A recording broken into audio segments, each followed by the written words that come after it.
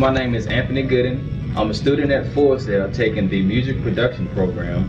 I'm here with Dave Kennedy. He's the lead director of the rap program here at Tri-C Community College. Today, me and Mr. Kennedy will be talking about visual arts and how they impacted our field of study. What do you see as the role of visual arts in society today, particularly in your profession? Well, being in music production, everybody needs a video now. It's not even a question for a band that they need to have a visual representation on the web. That is the first place that people look to find out about a new group. If you're a group or an individual artist and you tell people about your music, or you're trying to get your bookings for gigs, or you're trying to get a grant proposal done so you can work on a project, if you're trying to market your recordings, the first place people look to find out about a band is, or an artist, is YouTube. And having a video element with your music is essential now. A live concert recording, a produced music video, even just if you're an acoustic guitar, if that's what you do, in order to get it out there. So I think it's huge. If we're looking at it in society as a whole, just think about the amount of screen time people have. I don't talk about watching TV or whatever as much anymore, because people are just dividing their attention between screens. We're looking at screens at work, we're looking at screens to and from work on our phone. It's everywhere. So you got to have it if you're a musician, and if you're a band, you have to find a way to rise above that noise and have your stuff stick out. New communications and media technology make imagery almost instantly available. Do you believe that this is having a positive or negative influence on your field?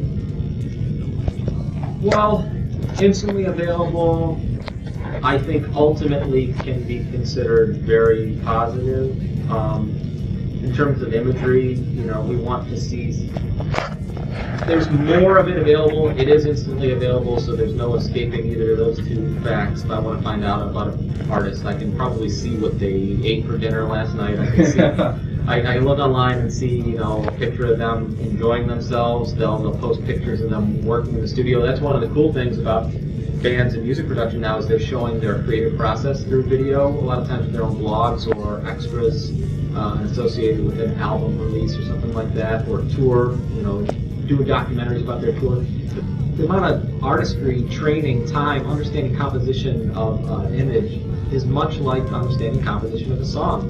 You have to know how to use the tools. Yes, you can point a lens at something and get an image. Yes, you can point a microphone at someone and get the sound they're making.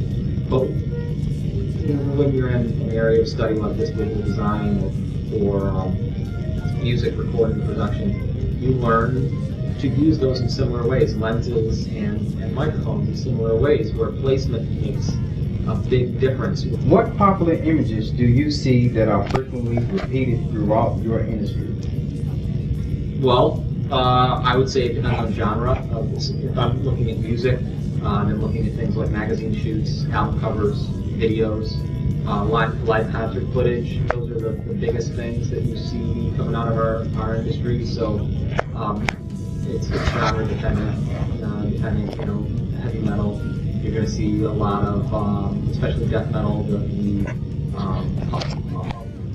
cryptic font, where the letter style is very hard to read, and that's used over and over in heavy metal, death metal music.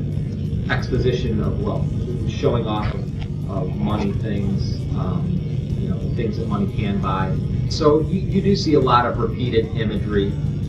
You have to wait for somebody new that's different to break out of that, to convince a whole bunch of people to follow whatever that person's doing, then you have a whole bunch of imitators again, and the cycle will repeat itself. Who is one of your favorite visual artists? And what is your favorite style of visual art? Well, I don't know if I have any favorites. I was just having a conversation with one of my colleagues about D.A. Levy, who was a poet from Cleveland in the 60s, and he had made some books of his poetry, and he was using some experimental printing techniques where he was taking images and printing them on top of each other. I don't know if graphic design is a style, but I think that might be one of the most powerful things. Just looking at billboards, an image with a couple of words can convey in just a blink of an eye as you're driving by on the highway, and get that thought stuck in your head and plant that whatever message you're trying to get at. It's so powerful. Where when we're working in music production, we have to struggle to get an idea across in 3 to 5 minutes. A lot of radial designs like mandalas, so traditional art that is somehow concentric or circular. I like symmetry. There's a graffiti artist I really like. His name is Sano. He's from Cleveland, and he's gone to work for like Reebok and shoe companies, video game companies, sodas, doing computer art and graphics. How has your knowledge of famous artwork influenced your creative process? I was a student. I spent a lot of time at the Cleveland Museum of Art. Any prehistoric stuff they had there, Native American stuff, as well as the modern art pieces, stuff that has patterns in a lot of ways. It helped me develop the ability to focus, to spend time on stuff, because I would sit there and look at the paintings for a long time and stay in one place and be still and just try and kind of take it in. They had a bunch of Buddhist monks in there one year, and they were building a large 8-foot wide sand mandala where they had these little funnels, and they were little metal funnels with ridges on the top, and they'd scoop up some colored sand, and the end of this was so narrow that one grain of sand at a time would come out. And they would take another piece of metal and rub them so it vibrated slightly, so a little bit would come out at a time. And they started to design this large picture, and there were like 6 of them working on it at a time. A lot of times you can't bang out a masterpiece.